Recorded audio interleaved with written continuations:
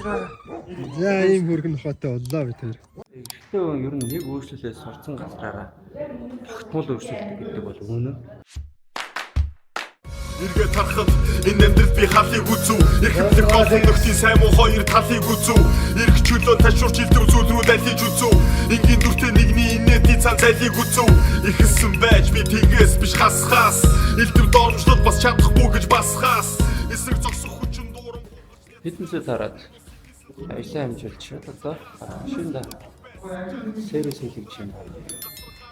Ихтэй ер нь нэг өөрчлөлөөс сурцсан газраараа тогтмол өөрчлөлт гэдэг бол үнэн.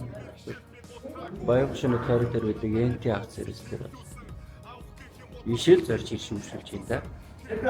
Яа, нохоо чөлөөг авч ирсэн.